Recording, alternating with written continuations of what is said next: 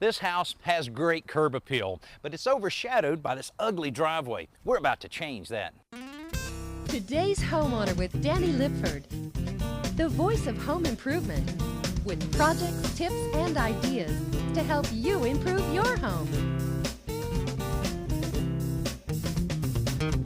Many homeowners spend a lot of time and money making sure the front of their house looks just right, while neglecting one of the most visible parts of their home, their driveway. Now, this is an asphalt driveway, which is probably the most common type of driveway, and it's very durable, but still it can be damaged by sun, rain, snow, drainage problems, and it always seems like roots find some way of breaking the surface of any type of driveway. Well, our plan is to completely revitalize this driveway by repairing, patching, and sealing the surface. That'll make it look a whole lot better than it does now, and it'll make it last a lot longer as well. Now, if your driveway is just beyond repair, there are many other options that we'll look at that you might consider. Stay with us.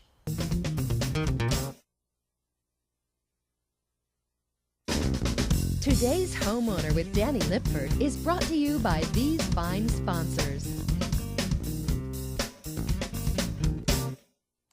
I see a number of obvious reasons why these homeowners are having problems with this asphalt driveway. This is where they park their second car, and down below the car, all these deposits of transmission fluid and oil. That has a way of really breaking down the asphalt material itself. Also, tree roots, not much you can do about it. It certainly causes a lot of problems in this particular situation. Also, next to it, you can see where the water kind of ponds up in this area after a heavy rain. And the reason this doesn't drain off properly is because the grass has grown up on this side of the driveway, causing kind of a damming effect that can really cause problems with the asphalt itself. Now, the tips we're going to share with you this week are tips that you can use whether your driveway is looking like this or it's a brand new driveway. Ways that you can really maintain the driveway so that it looks and lasts better for a long, long time.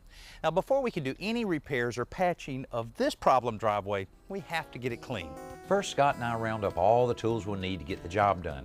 Here, that will include a push broom, a pressure washer, and a couple of flat-bladed shovels. We begin by edging around the drive with the shovels to cut back the grass. This serves several purposes. First, it clears off the asphalt edge so that we can see the whole drive to clean it. And second, it just makes the thing look better with the edges clearly defined. But besides getting back lots of driveway that has been covered by the lawn, we've extended the life of the asphalt. The grass and dirt hold moisture on top of the asphalt, which will shorten its life, and with enough time, even these tiny roots will begin to break up the surface. Now, we've made quite a mess, so before we do any pressure washing, we want to get most of this dirt and debris off the drive so we're not just pushing around mud. We also need somewhere for the water to go before we fire up the pressure washer, and since this is the spot on the drive where water has been standing, we're going to give it a little relief by cutting a trench to carry the water away from the asphalt. The pressure washer we're using will generate about 3,000 pounds of force per square inch, and that makes the cleaning go pretty quickly. We aren't trying to get it spotless, but we do want to remove most of the dirt that might keep our sealer from sticking later, and cleaning out the cracks and grooves will also make the repair work go easier. Now that all of our pressure washing is complete, I'm using this stiff broom just to sweep off any of the debris that might be left over. You know, you don't have to clean a driveway like this as clean as you would, say, a wood deck that you're resealing, but you want to get as much loose material off the driveway as you can. Now, a lot of times when you pressure wash the outside of your house, you may find a few things that you really didn't want to find, maybe some repairs that were hidden behind some of the dirt and grime that was on the house. Well, we found a similar situation here. This is a lot worse than what we thought, and it's going to require a good bit of work. And you can see a lot of these loose pieces that are here that Scott and I are going to have to dig all of this out before we start patching, but that'll take up most of our time in terms of the repair. But one thing we don't want to ignore is any of the other small cracks that are around. We got one here's a good example, because if you don't fill this up and keep the water out of going down inside here and undermining it, then it will end up looking just like that. The first step for the roughest spots is to actually remove some of the asphalt. All of the broken loose pieces have to go, and the edges around these damaged areas have to be cleaned so that the repair material will have a good surface to bond to. We're also pulling up any small roots and clearing out any debris that would mess up our patch. For smaller areas, this may be as simple as a little digging with a screwdriver and a quick dusting with a whisk broom, but it's necessary in either case. These larger voids are being filled with an asphalt repair material called tamp and set. The idea is pretty simple. You dump it in the hole, spread it out a little to smooth the surface, pack it in place with a tamp. Although you don't have to heat this stuff to work it like you would asphalt, the weather does need to be pretty warm. Combine that with the workout you'll get from this tamp, and you'll work up a sweat in a hurry. For less severe damage, we found a paste-like patch that trowels over the divots and low places of a ½ inch or so. If you put this material on thicker than that, it may crack. It can be layered, but it takes several hours to dry between coats. This will make an enormous difference for driveways that have a pitted or kind of bumpy surface. The oil spots I mentioned before, they don't need any repairs, but they do need to be isolated so that they don't bleed through our sealer. This primer will keep that from happening, and it should ensure that the sealer will stick well to the asphalt. After we sweep out all the smaller cracks, we're going to make sure they don't become bigger ones by filling them with a rubberized caulk.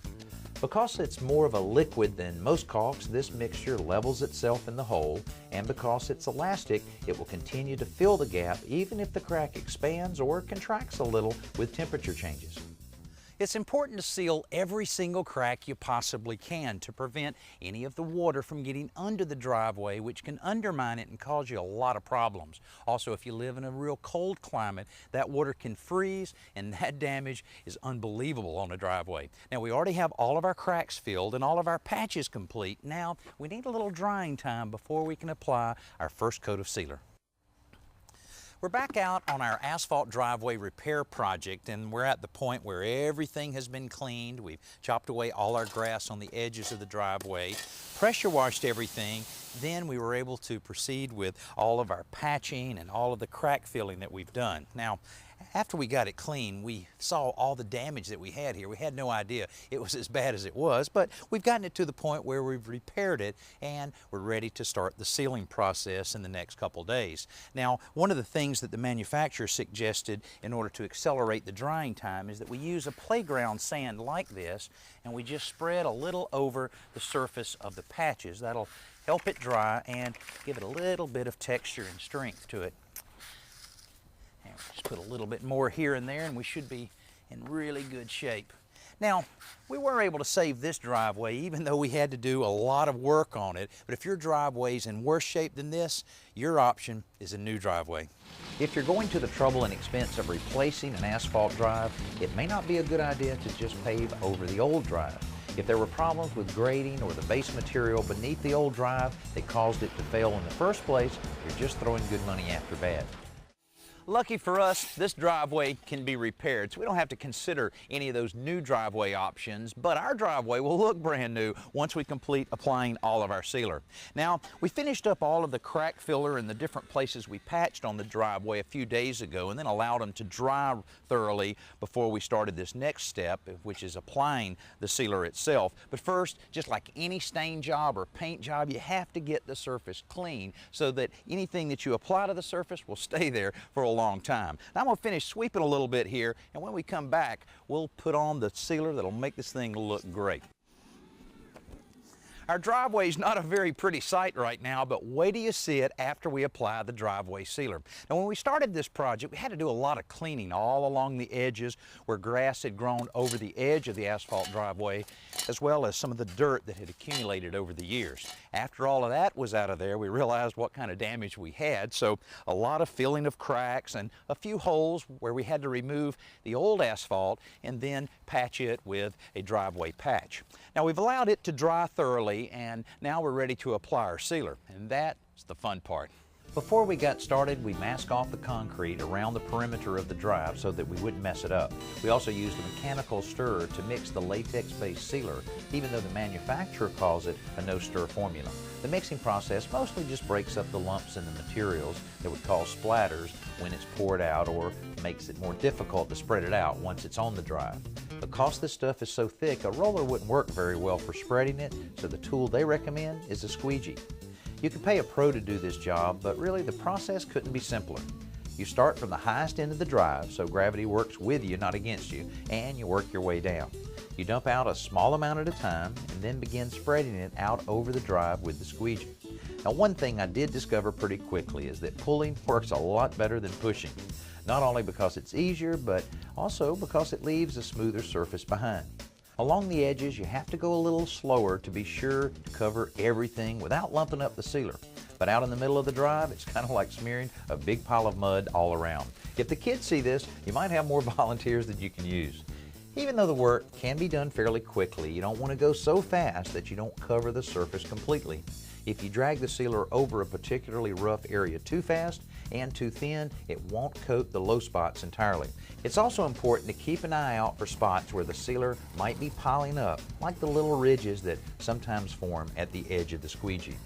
You want to be sure and smooth those out before you move on, and after a while you'll begin to develop a smooth, fluid pattern that pulls the sealer out quickly and evenly. The other great thing about this stuff is that because it's latex based, it cleans up with simple soap and water. To allow sufficient time for our sealer to dry, we've blocked off the driveway with our old buckets to make sure no one accidentally drives onto the driveway.